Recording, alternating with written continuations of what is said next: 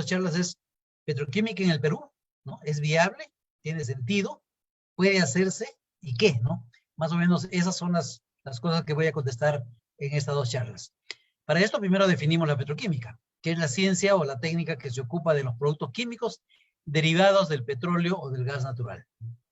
Se conoce como petroquímica primaria o petroquímica básica a la que convierte la materia prima, que puede ser gas natural o componentes del petróleo, ¿no?, en productos petroquímicos. Un ejemplo es el amoníaco. El amoníaco es un producto que directamente se puede producir sobre la base, digamos, de gas natural o también de algún otro producto derivado del petróleo. Entonces, petroquímica básica me permite llegar al amoníaco. Pero la petroquímica secundaria y avanzada convierte un petroquímico básico en un producto más complejo para su uso final. Puedo tomar el amoníaco y convertirlo, por ejemplo, en ANFO. ANFO es un explosivo para minería. O puedo convertirlo en urea, que es fertilizante, ¿no? Entonces, ese segundo paso se denomina petroquímica secundaria o avanzada. Y hemos mencionado que en cualquiera de los dos casos, sea gas o petróleo, estamos hablando de hidrocarburos como la materia prima básica para hacer petroquímica. ¿Qué son los hidrocarburos? Son sustancias formadas por carbono e hidrógeno. Pueden ser encontradas en la naturaleza o también pueden ser fabricadas, tanto en estado gaseoso, líquido o sólido, ¿no? En su mayor parte, los hidrocarburos se obtienen del petróleo y del gas natural. Esto se debe a que estos son productos de la degradación en millones de años de materiales orgánicos. Y aquí hay una tabla donde están en orden en relación al número de átomos de carbono de estos productos. Por ejemplo, el primer producto, el primer hidrocarburo es el metano. El metano tiene un solo átomo de carbono, es CH4, es un átomo de carbono y 4 de hidrógeno. Y en el gas natural están presentes fundamentalmente el metano, que normalmente es el 90% o un poco más, y un componente menor de etano y a veces otro tipo de productos, ¿no? Pero muy agua y otras cosas. El gas de camisea tiene más o menos 93, 90, por ahí, 93% 92, 93% de metano. Entonces estos dos gases componen el gas natural. Lo que sigue, el C3 y C4, son gases fácilmente licuables. En verdad, cuando compramos un balón de gas, lo compramos en estado líquido.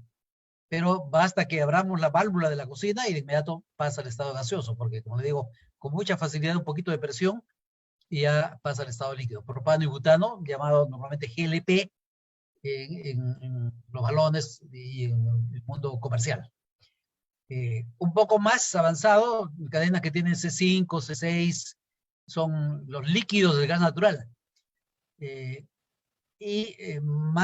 poco más pesados, septano y básicamente octano, por ejemplo, que es la gasolina, es básicamente octano, y algunos otros productos vecinos. Son todos estos productos que conforman el petróleo. El petróleo es una mezcla de muchos hidrocarburos, también a veces están presentes en menor medida estos productos de acá, pero la mayor parte del petróleo está compuesto por estos productos, ¿no? Y en una refinería lo que se hace es separarlos. Y más atrás, ya con una cadena bastante larga, hay productos que están ya en estado semisólido o sólido, que son los asfaltos y las breas, ¿no? Que se encuentran en la naturaleza, como le digo, en forma de breas bituminosas.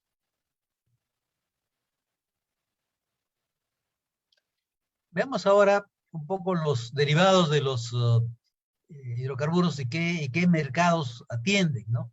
Por ejemplo, la variedad de mercados es enorme, ¿no? Hay mercado vehicular, un mercado de aviación, mercado marino, mercado industrial, mercado vial e industrial, mercado doméstico y comercial y mercado termoeléctrico. Y del petróleo se obtienen estos productos que tienen todos estos mercados. Por ejemplo, el mercado vehicular está atendido por el GLP, por la gasolina 84, 90, 95 y 97, y por el gasol, que como sabemos es una obligación en costa y sierra, de mezclar la gasolina con el alcohol, 84, 90, 95, 97 y 98. Estas 9 diferentes tipos de gasolina se van a reducir a 12 en la selva y 12 en la costa en un plazo corto. La selva va a tener una moratoria de 1 año, pero en la costa se supone que en pocas semanas debemos reducir esta 5 gasolinas a solamente 2, ¿no? 5 gasoles, perdón. Hay 2 tipos de diésel. El diésel que más se vende en el país es el B5S50, o sea, menos de 50 partes por millón de azufre. Y en la selva se permite vender todavía un diésel con una cantidad mayor de azufre que se llama el B5. El 5 significa que tiene 5% de biodiesel en ambos casos, ¿no? El otro mercado es en la aviación, y el mercado de aviación va productos que salen del petróleo, que es el Turbo A1, que es el que básicamente mueve todos los aviones a reacción en el Jorge Chávez, y muy de vez en cuando se prepara un producto especial que son para los helicópteros misileros, las naves misileras que tienen las embarcaciones de la Marina, o cuando hay a veces las operaciones UNITAS. Es un turbo militar, digamos, pero el que tiene uso general es el Turbo A1. La gasolina de aviación sin LL, que sin LL quiere decir low lead, tiene muy poquito plomo. Esto se usa en avionetas, desde las avionetas comerciales hasta las de competencia, las de entrenamiento, las de fumigación, etcétera, ¿no? Son aviones que tienen motores a pistón, no motores a reacción como estos. El mercado marino tiene también una variedad de derivados del petróleo, el marine gasoil, el marine fuel, que tiene en algunos casos mezcla de diésel y residual o producido en diversas proporciones de acuerdo a las características de los motores de las embarcaciones. El mercado industrial tiene una amplia variedad de derivados del petróleo, el GLP, que ya sabemos que es el propano-butano, los petróleos industriales 6 y 500, se diferencia por su densidad nada más, solventes, 2 tipos de solventes, ácido nafténico es un subproducto que se obtenía en la refinería Telara en el tratamiento de algunos productos, y como curiosidad les cuento que esto era la base del napalm. El napalm fue un producto químico que se usó como defoliante y producto de guerra, en Vietnam, por ejemplo. Pero ahora ya no se usa en eso, se usa para flotación de minerales. El diésel 2 y el BS50 que les mencioné anteriormente, ¿no? Se usa en la industria mucho. Nafta y otros para petroquímica. Cuando sobra nafta, esa nafta puede servir para convertirla en gasolina motor si pasa por una unidad de reformación catalítica, o en algunos países se usa nafta también con determinadas características para petroquímica. El mercado vial e industrial, asfaltos, hay asfaltos, primero los sólidos, que son los que forman la carpeta asfáltica, y hay diversos grados dependiendo de dónde se va a construir la carretera, si se construye en la costa, en la sierra, en la selva, zonas lluviosas, etcétera, ¿no? Hay diferentes tipos de asfalto. Y al final, cuando ya está construida la carpeta asfáltica, se le echa un asfalto líquido encima, normalmente es el RC250, para que sea, digamos, un poco blando y no tenga erosión en las llantas. En el mercado doméstico e industrial, antes se atendía con querosene, que ya desapareció hace muchos años, y ahora es básicamente el GLP. Gran uso en las casas y también en todos los restaurantes y diversos comercios, lavanderías, etc., ¿no? El mercado termoeléctrico, generación eléctrica, muy importante. El diésel B5 y el diésel BS50, que este es el que se usa, por ejemplo, el no energético del sur, que tiene grandes centrales, enormes centrales en Hilo y Mollendo, están listas para arrancar en cuanto se les pida, por ahora con diésel, y si llega el gasoducto en el futuro, están también en condiciones de operar con gas. Por ahora, el sur ya no tiene apagones, antes eran frecuentes, porque en caso de que la línea de transmisión se interrumpa, automáticamente entran estas centrales con diésel, ¿no? Y cubren los requerimientos de energía del sur. Como ven, entonces, el petróleo tiene una variedad enorme de mercados, incluyendo la posibilidad de unos productos para la petroquímica. Y el gas natural tiene también mercados importantes. El mercado vehicular, con el GLP, por si acaso, esto es gas natural y condensados. ¿Qué quiere decir eso? Ya lo voy a explicar más adelante cuando se tienen, por ejemplo, en Camisea, yacimientos de gas. El gas que sale del subsuelo es un gas húmedo, es un gas que tiene líquidos. Entonces se separan los líquidos y dentro de esos líquidos hay GLP, ¿no? Y como les comenté, el GLP es propano y butano que fácilmente pasan al estado líquido. Entonces, del gas de Camisea, que es un yacimiento de gas natural húmedo, ¿no? Allí se obtiene GLP. También para el sector automotriz es el GNB, ¿no? Y el GNL, que es el gas natural liquefactado, que es un tema con tecnología que permite convertir el gas natural en líquido a menos 160 grados y en estado líquido, que es un estado criogénico, usarlo, ¿no?, en carros especiales para esto, ¿no? Eso le da una tremenda autonomía. Puede ir hasta 1000 kilómetros y más. El récord es 1600 kilómetros sin recargar. Imagínense, de aquí a Tumbes sin recargar, ¿no? Con un solo tanque de GNL. Gasolina base. Esto sirve también como, digamos, para preparar el gasol, ¿no? Y también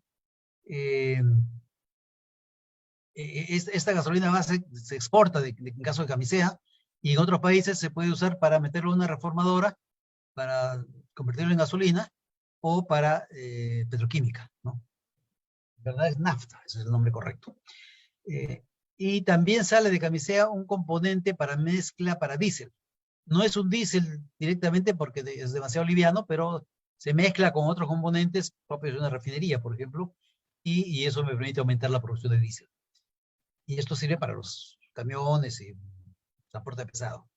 En el transporte marítimo hay ya aplicaciones muy interesantes para usar el gas natural liquefactado en estado líquido en buques, y esto les permite cumplir las últimas disposiciones de la OMI, de la Organización Marítima Internacional, para reducir el contenido de azufre de los combustibles que se usan en el mar, ¿no? Esta es una aplicación que ya tiene mercado interesante. En el mercado industrial, se usa gas natural en su estado directo como gas natural por ducto, se puede usar como gas natural comprimido o también como gas natural liquefactado, en estado líquido criogénico, como ya les comenté. Se puede usar también GLP, ¿no? Por ejemplo, la industria de los pollos en el Perú masivamente usa GLP para mantener climatizados los ambientes de crianza de los pollitos y los huevos, etc., ¿no? La nafta que sale de Camisea, como les digo, se exporta y en algunos casos se utiliza como insumo petroquímico.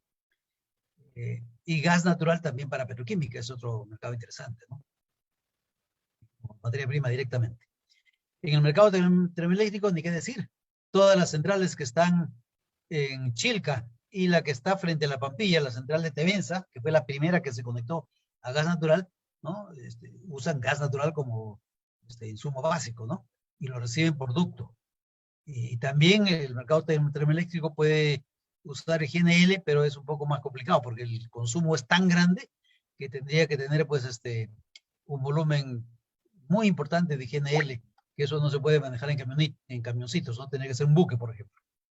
Y ahí sí, algunas aplicaciones en el mundo que tienen buques como almacenamiento flotante para que cerca funcione una termoeléctrica con gas en esta forma, ¿no? GNL. Y en el mercado doméstico industrial está el GLP, que es el famoso balón de gas, o también GLP a granel, que sirve para una serie de aplicaciones.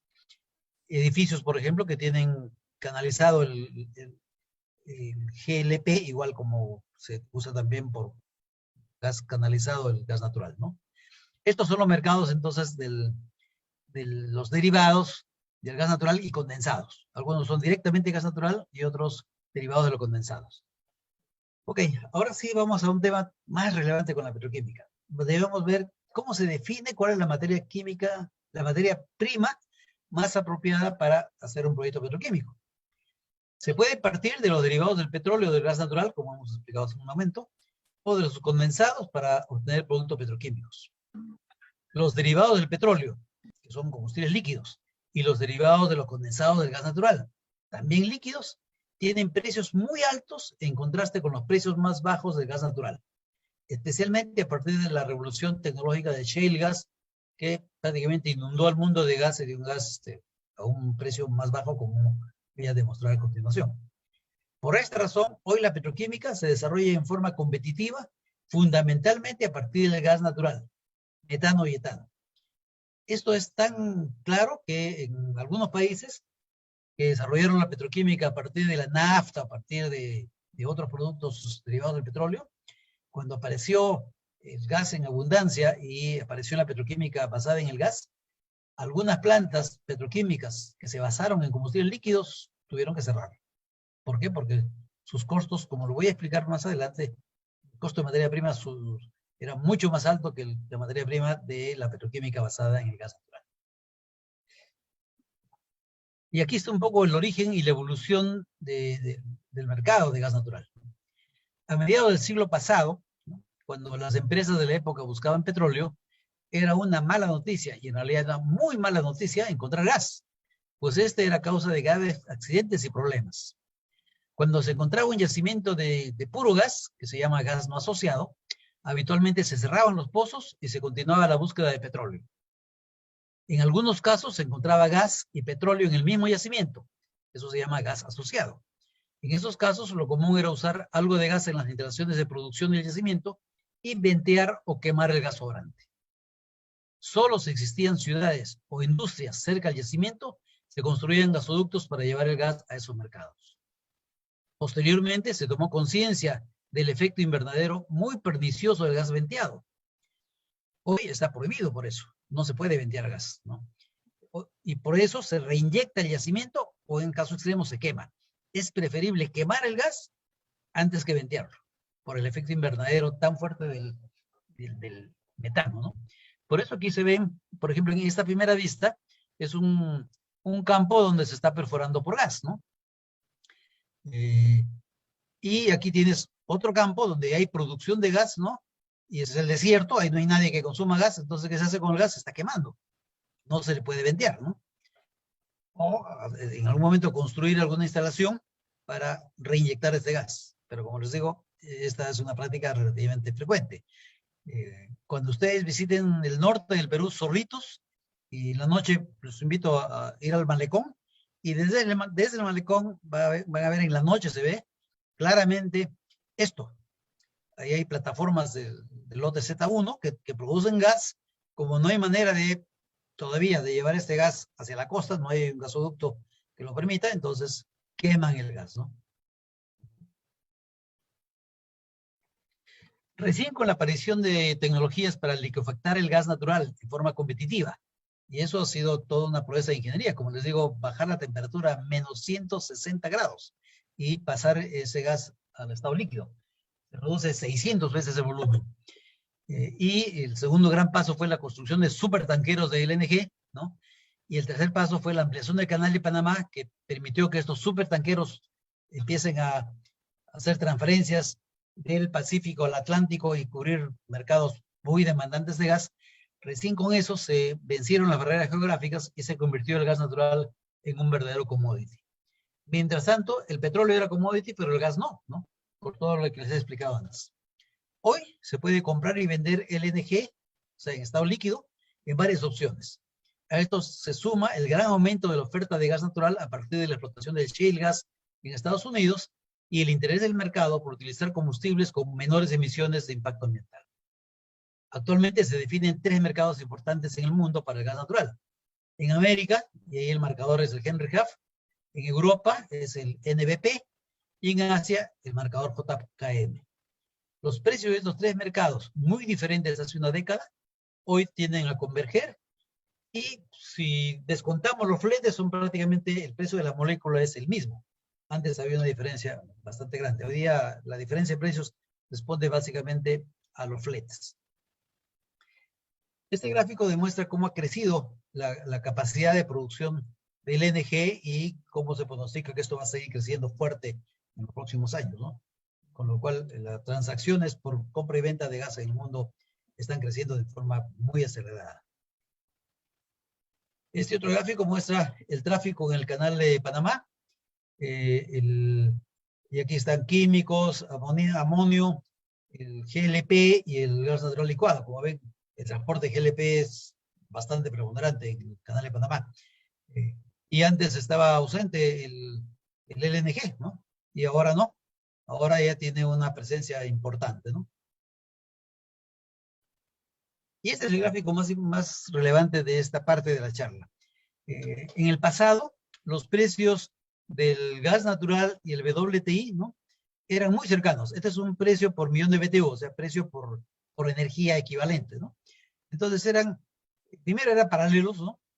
Subía uno, subía el otro, bajaba el otro, ¿ves? Como ven, sube el petróleo, sube el gas, baja el petróleo, baja el gas, y bastante cercanos, ¿no? Siempre el gas un poquito más barato, pero solamente un poquito más barato. Esa situación se rompió, esta dependencia, el año 2005. ¿Por qué?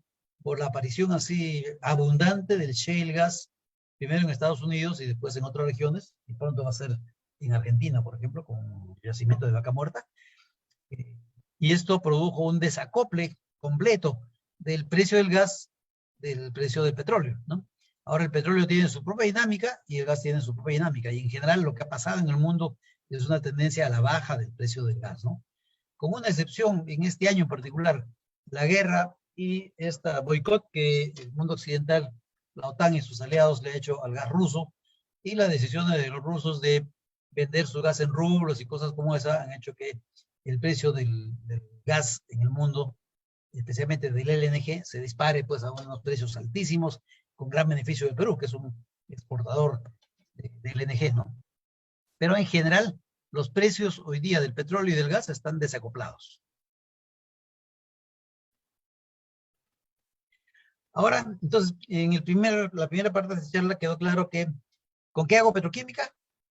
La mejor manera de hacer petroquímica, o sea, en términos económicos, es gas natural, ¿no? Porque es el producto que es más barato frente a las alternativas que son los derivados del petróleo. Ahora nos preguntamos, ¿dónde hay gas natural en el Perú? Y este gráfico lo ilustra de manera clara. Hay un montón de gas en el sur, la selva sur. Hay un poco de gas en la zona central, que es prácticamente Agüitía, y otro poco de gas en el norte, en la costa norte, en la zona vecina a Talara, en Piura. Y aquí hay gas en los dos lados, en la costa y en el mar, que le llamamos onshore y offshore, ¿no? Y en Tumbes también hay gas en offshore, en el mar, ¿no? Que es el bloque Z1 que les comenté, que ustedes pueden ver en el malecón, que se está quemando el gas que se produce en las plataformas. Estos son los 3 yacimientos, o digamos las 4 regiones en el Perú donde hay gas natural, ¿no? Pero en esta zona se concentra el 95% de la producción de gas en el país, ¿no? Es tremendo volumen. La siguiente pregunta es entonces, ¿tenemos suficiente gas para hacer petroquímica en el Perú? Bueno, las empresas que producen hidrocarburos en el país, todos los años, cuando arranque el año, entre enero, febrero, esos primeros meses, tienen que informarle oficialmente al Ministerio de Energía y Minas, a la Dirección General de Hidrocarburos, las reservas y recursos de petróleo y una serie de información adicional sobre pozos perforados, producción obtenida, reinyección, etcétera, toda la sísmica que hayan hecho, toda la información relevante en el año de operación.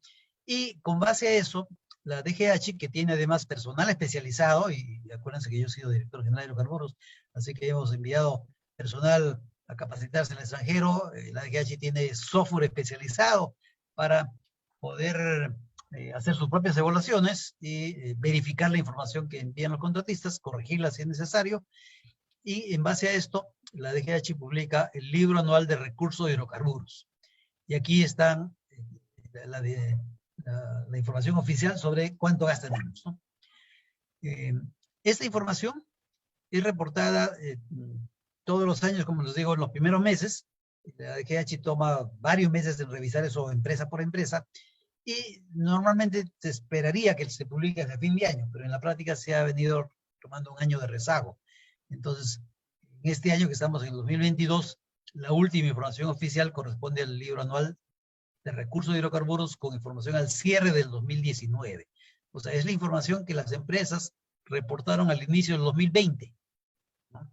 Esa es la última información disponible. Y ahora sí, tomando como base esta publicación, este libro, ¿no? Vamos a explicar su contenido.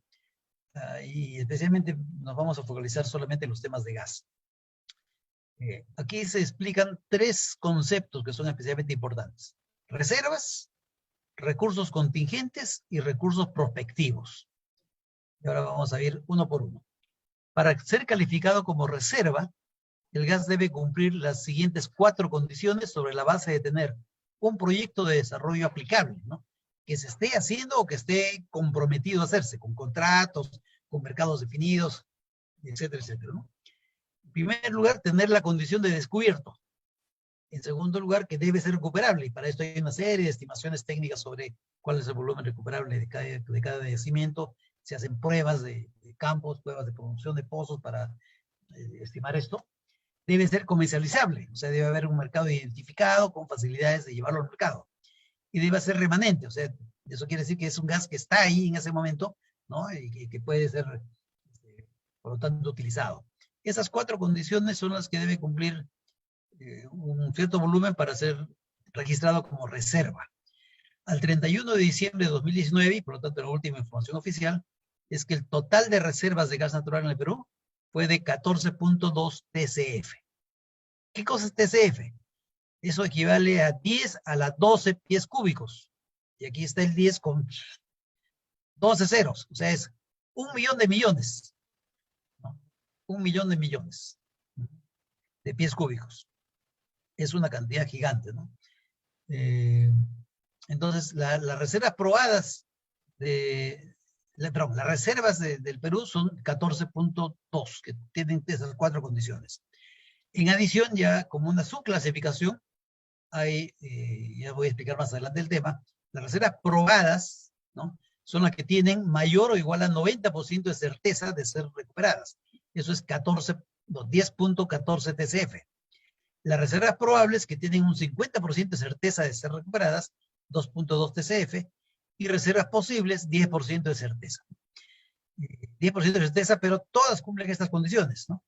Pero ¿qué es lo que define esto? Está definido por los bordes del yacimiento, que hay una serie de información técnica que se va recuperando, digamos, en los estudios de geología, los estudios de sísmica, los estudios de pozos exploratorios, etcétera, que les permite dimensionar el yacimiento.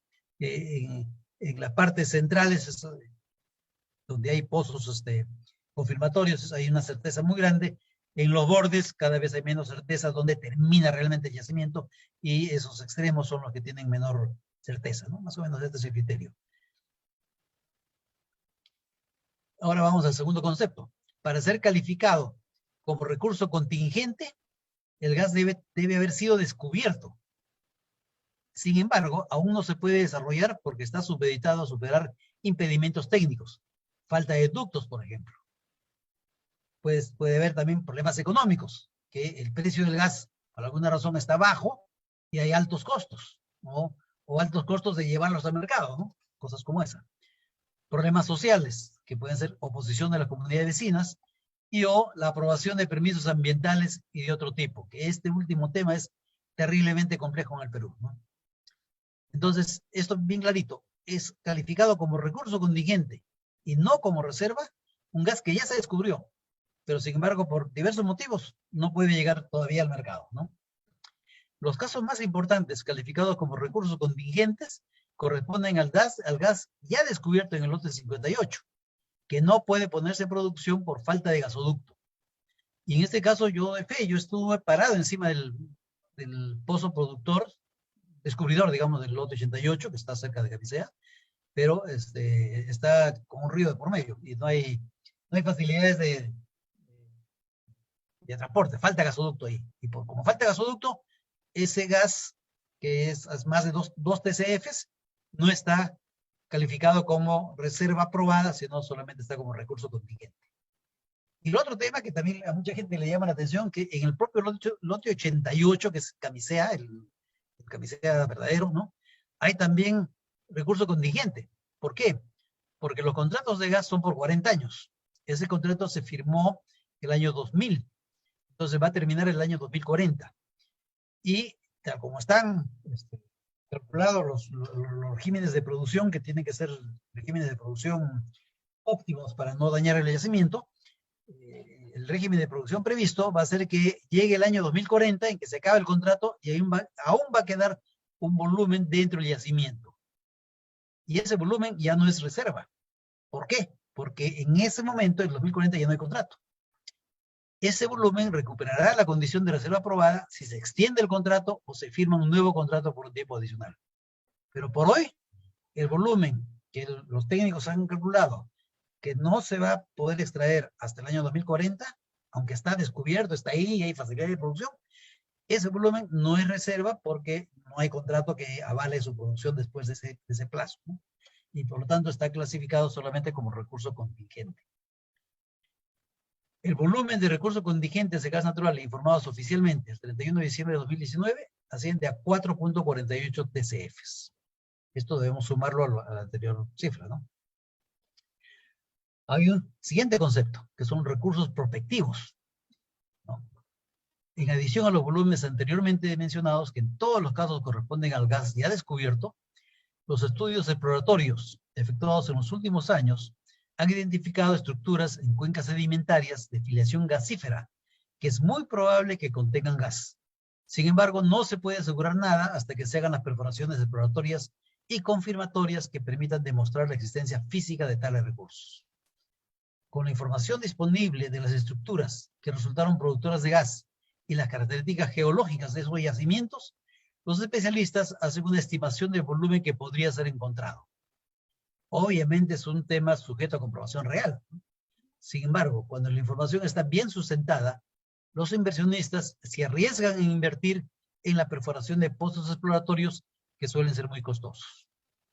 En el área de Camisea y sus alrededores, la tasa de éxito en la perforación de pozos ha sido de 80%, que es mucho más alta que el promedio internacional, que es inferior al 20%. El volumen de gas natural en condición de recurso contingente, registrado oficialmente al 31 de diciembre de 2019, asciende a 31.24 TCF. Fíjese, 31, es una cifra enorme, ¿no? Entonces, ahora, habiendo explicado estos tres conceptos, reservas, recursos contingentes y los recursos prospectivos, entonces preguntémonos, ¿para cuánto tiempo nos alcanza ese gas? En esas diversas formas tenemos de alguna forma identificado. Con las cifras oficiales del 31 de diciembre de 2019, considerando solo el volumen de reservas, el Perú tiene hoy gas natural para 30.9, o sea, 31 años de consumo total. ¿Cuánto consumimos? 0.46 TCF al año, incluyendo la exportación de Perú LNG. O sea, lo que estamos cubriendo hoy día en el mercado interno, más la exportación, que son más o menos 600 millones en cada lado, 600 millones de pies cúbicos del mercado interno y un poco más. Estamos en 650 millones en el mercado interno y 550 millones en la exportación. Eso es más o menos lo que está pasando en los últimos tiempos. Eso es 1.200 millones de pies cúbicos. Nos alcanza para 31 años.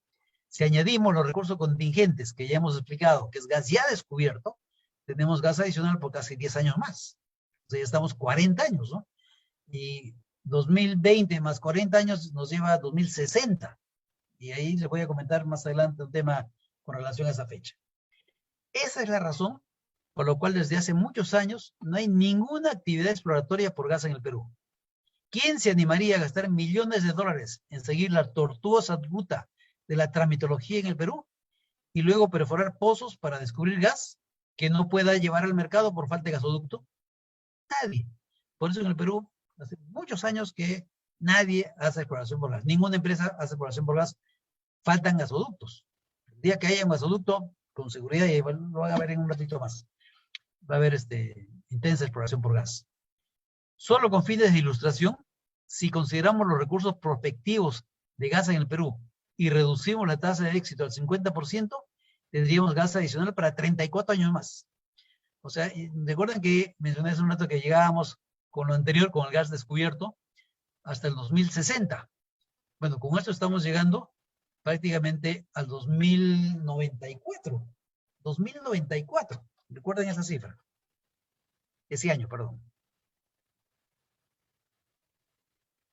Y un ejemplo de lo que está pasando hoy día es este tema, la reinyección de gas natural en Camisea.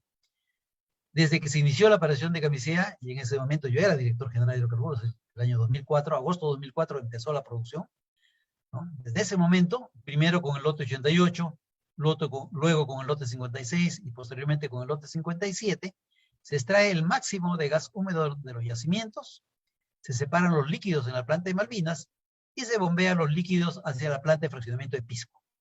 El gas seco requerido por el mercado se bombea hacia Ica y Lima, que es el único sitio donde llegan gasoductos, y el no requerido se reinyecta a los pozos bajo tierra. Desde ese año, o sea, desde el año 2004 estamos reinyectando gas seco a los pozos. En el año 2019 se reinyectaron 293 millones de pies cúbicos por día, que es el 25% de la producción total. En el año 2020 se reinyectaron 383 millones de pies cúbicos por día, el 33% de la producción total. ¿Por qué el 2020 se reinyectó más que el 2019? Recuerden, el 2020 fue el año de la pandemia, entonces teníamos parte de la actividad económica en el país parada, y hubo menos consumo de gas, y por lo tanto sobraba más gas y había que reinyectarlo más, ¿no? Entonces, imagínense el drama, ¿no? Desde esa época estamos reinyectando gas que no podemos usar en el mercado. Nos faltan ductos. Esa es la primera gran conclusión. Veamos ahora el potencial exploratorio por gas natural en el Perú. El Perú está atravesado de norte a sur en el oriente por la faja plegada de subandino, que ha demostrado un enorme potencial de producción de petróleo y gas natural en Venezuela, Colombia, Ecuador, Perú, Bolivia, Argentina. Fíjense, esta es la faja plegada de subandino. Y en todos los países que son atravesados por esa faja, ¿no?, se han encontrado yacimientos muy importantes de petróleo y de gas, ¿no? Al principio, digamos, básicamente petróleo Colombia, básicamente petróleo, en Ecuador en la selva petróleo, en la selva norte del Perú petróleo, en la selva central y empieza el gas, en Bolivia gas, ¿no? En Bolivia gas, en Argentina de las dos cosas, y al final, al fondo, gas, en Vaca Muerta una barbaridad de gas, ¿no? Y también hay petróleo. Entonces, en general, esta faja es muy prolífica y el potencial de la faja es ya demostrado, ¿no? Pero hay zonas en el país que no han sido exploradas y están aquí. Esto es una publicación de hace algunos años de Perú Petro, que ellos afirmaban que el potencial de esta zona, que corresponde a la zona de la faja plegada del subandino, en la selva sur del Perú, ¿no? Y tiene un potencial de casi 50 TCFs, ¿no? Estos son terapias cúbicos, está en español. Nosotros usamos el TCF, cubic feet, que son en inglés. Bueno, aquí están algunas identificaciones de lo que en ese momento se había determinado. Hay esta cuenca N que todavía no ha sido explorada, la cuenca Ucayali, que tiene los yacimientos importantes, la cuenca Madre de Dios, que en su momento tuvo, y aquí está el ejemplo. El siglo pasado, a fines del siglo pasado, creo que fue el año 98, Móvil estaba buscando petróleo, hizo una perforación aquí, y pongo comillas, entre comillas, tuvo la mala suerte de encontrar gas, y un montón de gas. Y en esa época, pues, el gas no era tan apreciado como después se convirtió. Y finalmente abandonó el lote, y ahí hubo un problema serio porque la legislación vigente decía cuando un lote tenía esta condición, podía ser incorporada a un parque nacional previa opinión del Ministerio de Minas. Sin embargo, sin pedir la opinión que marcaba la ley, o sea, incumpliendo la ley, este lote con gas descubierto y con prospectos que aquí están identificados, fíjense los prospectos. Estas son estructuras identificadas con la tecnología muy avanzada de exploración hoy, que con sísmica 2D, 3D, etcétera, permite identificar, como las ecografías nos estudian los órganos internos, también la sísmica avanzada hoy permite hacer esta identificación de estructuras bajo el suelo, ¿no? Y había estructuras muy, muy interesantes que ya han quedado bloqueadas, ¿no? Todo eso está dentro de un parque nacional, pero se sabe que aquí, de hecho, descubrieron un montón de gas, y además hay estructuras que ya no han sido no han sido exploradas, ¿no? Ok, entonces ya está claro que hay bastante gas en el Perú. Ahora preguntémonos, ¿dónde podemos hacer petroquímica en el Perú? Habiendo definido que la materia prima más barata para hacer petroquímica es el gas natural, lo lógico es priorizar las regiones donde está disponible el gas natural. Ese es un primer factor. Otro factor muy importante es la necesidad de disponer de facilidades logísticas apropiadas que permitan trasladar a bajo costo a los diferentes mercados los productos petroquímicos obtenidos, ¿no? Porque eh, hay casos pues terribles donde pues, lo que le ha pasado a Bolivia, por ejemplo, tiene una planta de gas, pero en una zona de difícil acceso y los costos logísticos hicieron que mucho tiempo esa planta esté parada. Recién ahora cuando no hay urea está parando, ¿no? Pero ese es un tema importante, la facilidad logística de mover la producción y eso define, por ejemplo, cuál es la forma más barata de mover grandes volúmenes por buque, ¿no? Los buques de cabotaje son una alternativa bastante atractiva para este tipo de situaciones. Un tercer factor que al ser hoy día el mundo cada vez más interdependiente con mercados globalizados competitivos, es que la nueva planta petroquímica debe tener una escala de producción que la haga competitiva frente a las alternativas de productos importados. O sea, nada ganamos con hacer una planta petroquímica chiquita, que por escala va a tener un costo unitario alto, cuando hay plantas gigantes en el mundo que tienen costos unitarios bajos y que pueden terminar llegando al Perú más baratos que una producción petroquímica peruana. Entonces, eso no tiene sentido. Ya nos pasó una vez. Lo voy a explicar en la próxima charla de la semana siguiente, ¿no?